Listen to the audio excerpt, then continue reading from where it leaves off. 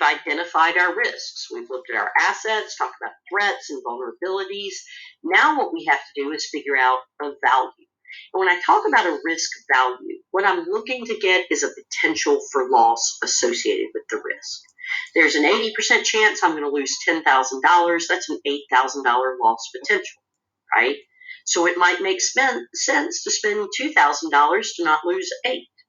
So ultimately, what risk assessment is going to do is it's going to justify my mitigation strategy. So you see, each one of these steps of the risk management lifecycle feeds into the next. All right, now, when we conduct assessment, and I want to stress that assessment and analysis may be used interchangeably, okay? They're both, different entities use different terms, but they mean the same thing. We're determining a value. Now, value can be one of two types. It can be qualitative value or quantitative value. So qualitative analysis is a starting point. You can't just jump to quantitative analysis. A purely quantitative analysis is just not possible, okay? You have to start with qualitative. And a qualitative analysis is subjective. When we're brainstorming, we're doing qualitative analysis. For instance, I'm planning a picnic 3 weeks from now. What's something that could threaten that picnic? All right, and I'm guessing 99% of you immediately said weather, rain, something along those lines. I have to say 99% because there's always that 1% that's thinking like UFOs and alien abductions, but most of us go straight to thinking about weather. Why? Because based on our personal experiences, we know that weather can wash out picnics, right? They can make picnics unsuccessful. Many of us have probably been on a picnic we had to cancel because of rain. It's based on our experience and our knowledge. It didn't take anybody very long to come up with the idea of rain. We just did. It's qualitative analysis, and that's its benefit. It's not expensive. It doesn't take a long time. We don't have to do high-end research. But it doesn't really tell me how much money I should spend to mitigate the threat of rain, right, or the risk of rain. It just tells me that, hey, this is something I better address. A lot of times with qualitative analysis, one way that we can get honest feedback from individuals and our subject matter experts and whoever we're querying is to use what's called the Delphi technique. And the Delphi technique is anonymous surveying. So I might send out a survey, don't put your name on it, fill out this chart, or allow people in some way to provide that feedback anonymously. People are more honest when they're allowed to make anonymous feedback. All right, so that's my qualitative analysis. Often when we're talking about qualitative analysis or qualitative assessments, we might use what we refer to as a probability and impact matrix. So in this instance, we might say, okay, on a scale of high, medium, low, if we think about malware exploits to systems, how likely is that to happen if we don't do anything? Well, if we don't do anything, it's a real high likelihood. Well, how big an impact would it be? Very high impact. So when you've got things that are high impact and high probability, that tells me we need a very active mitigation strategy. We're not just going to sit back and hope it doesn't happen.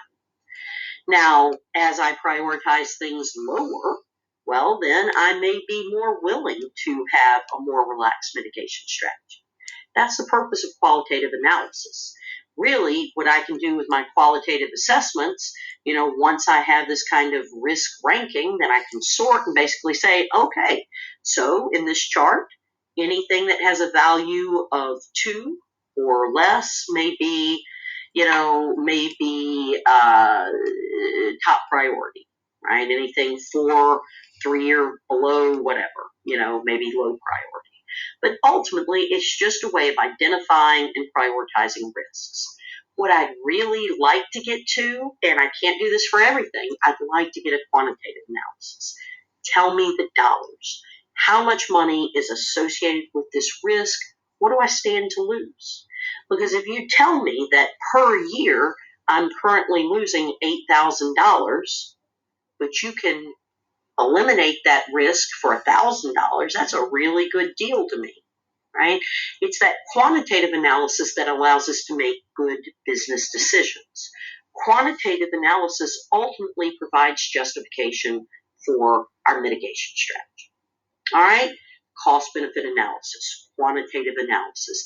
This is how we determine and we make a good business decision on how we mitigate a risk. All right. Now, a class is just not fun if there isn't some math, if there aren't some formulas and some definitions to memorize. I would hate to disappoint. So for your enjoyment, I have an entire slide full of terms to memorize. Here's what I find is people make way too big a deal of what's here. Okay? People get all tied up in the, oh my gosh, I've got to memorize a formula, that they just stop and think about what these things mean. Right? So what I'm trying to figure out, ultimately what's most helpful to me, SLE and ALE. This is kind of what I'm trying to work towards. Single loss expectancy. I want to know every time this risk event materializes, what does it cost me? Okay? Single loss expectancy. But even if it's something that has a huge single loss expectancy, if it only happens once every 100 years, it's not as big a deal. So in addition to wanting to know the single loss expectancy, I'd also like to know the annual loss expectancy. So in the grand scheme of things, what does it break down to on a yearly basis, right? That's much more manageable. Every time I have a fire, it might cost me $500,000. But how often do I have a fire? Right? So ultimately what we're working for is to figure out a single loss and then ultimately an annual loss. So let's work with single loss expectancy first, okay? So every time the risk event happens, what does it cost me? It's the easiest way to think about it. All right.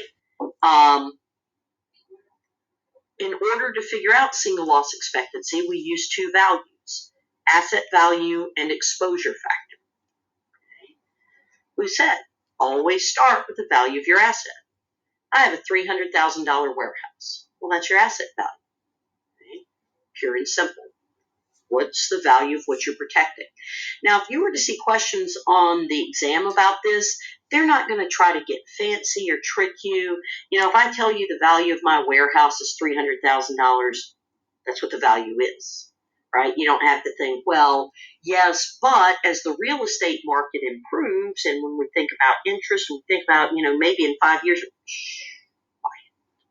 let your mind rest. If I tell you the value of the warehouse is $300,000, that's what it's worth. Okay? So don't overthink things. Now, an exception to that is I have a $300,000 warehouse that houses $75,000 worth of equipment. Well, in that case, you do have to add them together, right? Because that's the cumulative value. But ultimately, single loss expectancy, when this threat happens, when it materializes, how much of my asset do I lose? All right, so let's talk about maybe fire. Okay. I can figure out the value of my asset. I've got a $300,000 warehouse. It can be difficult to figure out exposure factor for something like fire, right? Because exposure factor is how much of the asset will I lose? Well, if I have a fire, how much of my home or how much of my warehouse will be compromised, will be destroyed? I don't know. Well, that's not what this test is about. I don't have to come up with that value or justify it. I just got to plug the numbers into a value, right? That's the real work of risk management, though, is determining, okay, here is the amount of damage that this house will suffer. They're not trying to test if you're going to be an insurance agent here, an actuary. They just want to know, do you get it? Okay? So exposure factors, what percent of loss the asset will suffer. In reality, I could talk to insurance agents. If we're going to use this example of a fire, I could look at the building material that's used for the building. I could look at what we store. I could think about proximity to fire, fire department. I can think about, there are a million things. The bottom line is not my problem. Okay, so all this said, I want to figure out how much money it costs me every time I have a fire at my warehouse. All right, well, my warehouse is worth $300,000. Every time there's a fire, I lose 50% of the asset. Okay, I lose 50% of my building. So every time there's a fire, what does it cost me? It costs me $150,000, right? I lose 50% of a $300,000 asset. They're not going to do any crazy math like, 37.9% of 439,016. It's going to be very basic, and all they're trying to test for is, do you get the highlights of risk analysis? So every time I have a fire, I lose $150,000. But we know I'm not going to have a fire 3 times a year. I may have a fire once every 10 years or once every 20 years. So that's really going to drive my annual loss expectancy. We've already figured out our single loss expectancy, right? I'm going to lose 50% of a $300,000 asset. I've got $150,000 single loss expectancy.